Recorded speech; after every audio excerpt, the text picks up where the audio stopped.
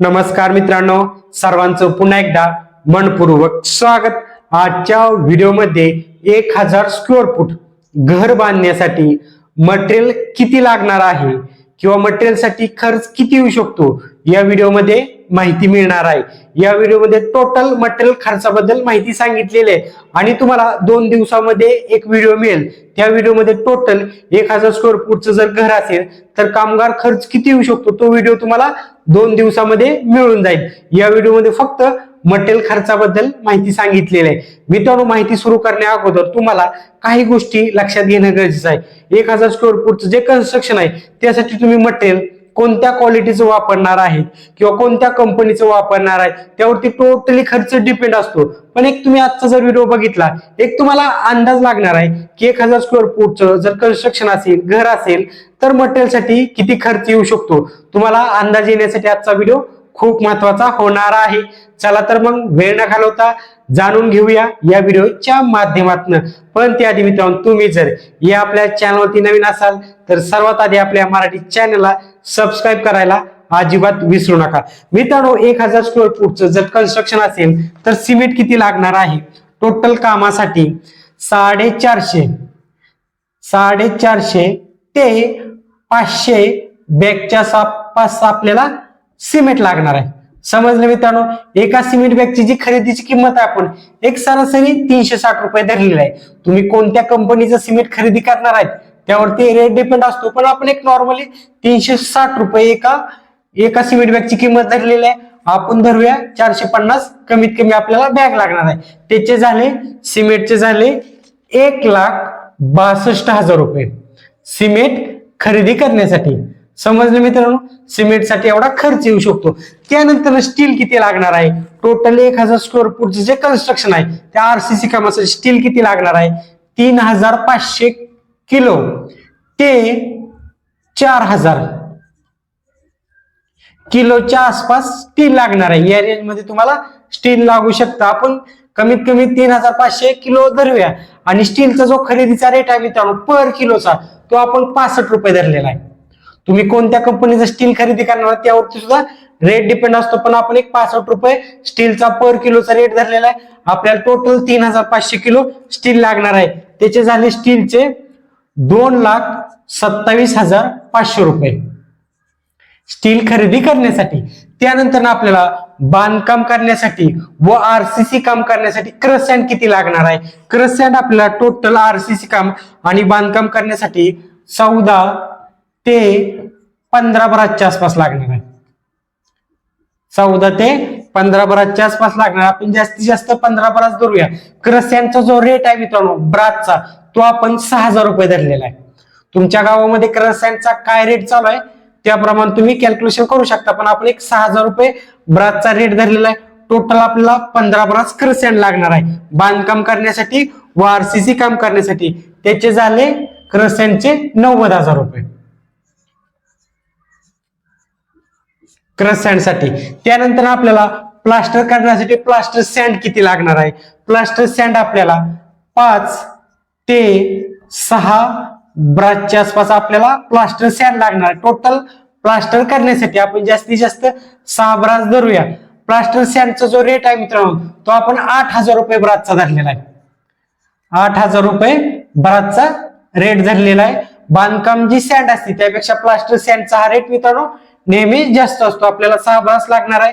8000 रुपयाच्या रेट नुसार त्याचे झाले 48,000 रुपये प्लास्टर आपल्याला सँड खरेदी करण्यासाठी। त्यानंतर आपल्याला खडी किती लागणार आहे टोटल आरसीसी कामासाठी। खडी आपल्याला 13 ते 14 ब्रासच्या आसपास लागणार आहे।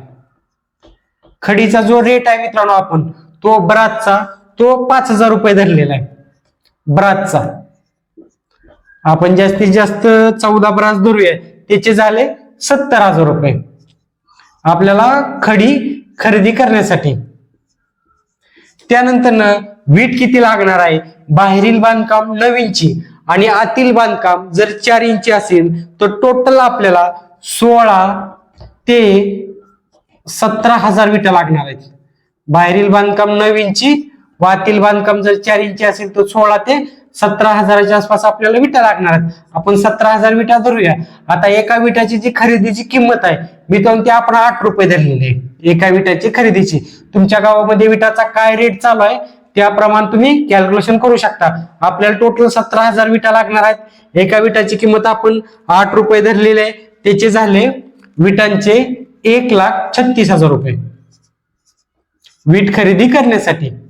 त्यानंतर आपल्याला स्टाईलच्या मटेरियलसाठी किती खर्च येऊ शकतो मित्रांनो. सर्व रूम मध्ये स्टाईल असेल किंवा टॉयलेट बाथरूम मध्ये स्टाईल असेल, किचन वरती टाईल असेल, टोटल आपण एक लमसम अमाऊंट धरलेली आहे मित्रांनो स्टाईल खरेदी करण्यासाठी.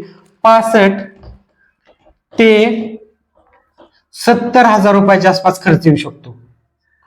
65 ते 70,000 रुपये या रेंज मध्ये खर्च येऊ शकतो. तुम्ही स्टाईल कोणत्या कंपनीचं किंवा कोणत्या क्वालिटीचं खरेदी करणार आहात त्यावरती खर्च डिपेंड असतो. आपण स्टाईलचे 70,000 रुपये धरूया.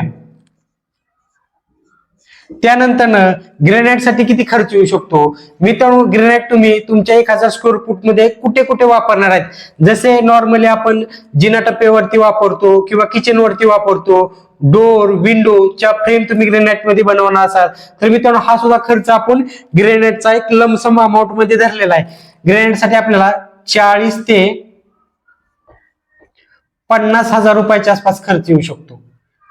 40 ते 50,000 रुपये या रेंज मध्ये खर्च येऊ शकतो. समजले मित्रांनो. ग्रेनाइट साठी 40 ते 50,000 रुपये या रेंज मध्ये खर्च येऊ शकतो. ग्रेनाइट सुद्धा तुम्ही कोणत्या क्वालिटीचं खरेदी करणार आहेत त्यावरती रेट डिपेंड असतो. ग्रेनाइटच्या आपण एक 50,000 रुपये धरूया. मित्रांनो तुम्हाला एक अंदाज लागणार टोटल या सर्वांची बेरीज केली तर टोटल मटेरियल साठी किती खर्च येऊ शकतो. डोर विंडो स्लायडिंग साठी किती खर्च येऊ शकतो मित्रांनो. तुमचं जे 1,000 स्क्वेअर फूटचं जे कन्स्ट्रक्शन आहे त्यामध्ये डोर किती आहेत, विंडो किती आहेत, त्या विंडोला स्लायडिंग किती आलेलं आहे त्यावरती एक खर्च डिपेंड असतो किंवा तुम्ही कोणत्या क्वालिटीचं हे मटेरियल खरेदी करणार आहेत. पण आपण एक रेंज काढलेला आहे मित्रांनो तुम्हाला एक अंदाज येण्यासाठी.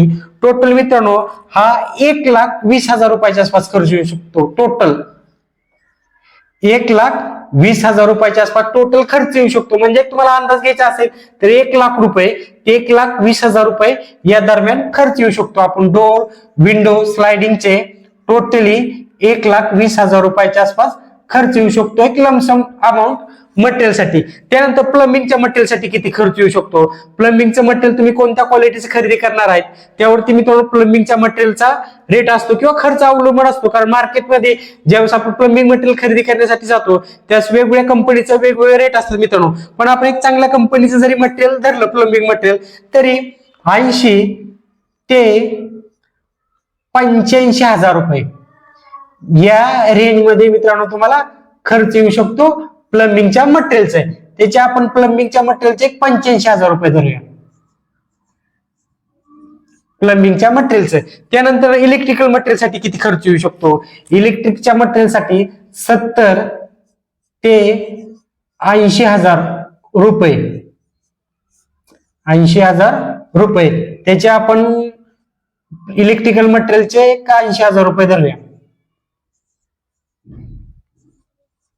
त्यानंतर पेंटिंगच्या मटेरियल साठी किती खर्च येऊ शकतो. पेंटिंगच्या मटेरियल साठी सुद्धा 80 ते 90,000 रुपये त्याचे आपण 90,000 रुपये धरूया. मित्रांनो आता या सर्वांची जर टोटल बेरीज केली तर आपल्याला मटेरियल खर्च किती येणार आहे याचा मित्रांनो डायरेक्टली आपल्याला अंदाज लागणार आहे. समज मित्रांनो सर्व तुम्हाला सांगितलं याची जर टोटल बेरीज केली तर मित्रांनो 12,28,500 रुपये. समजलं मित्रांनो. या सर्वांची जर टोटल बेरीज केली तर आपल्याला अंदाज लागणार आहे किती खर्च येऊ शकतो. 12,28,000 रुपयाच्या आसपास खर्च येऊ शकतो. समजलं मित्रांनो. तुम्हाला अंदाज येण्यासाठी आजचा व्हिडिओ खूप महत्वाचा होणार आहे. व्हिडिओ जर आवडला तर व्हिडिओला लाईक करायला आपल्या चॅनलला सबस्क्राईब करायला अजिबात विसरू नका. धन्यवाद.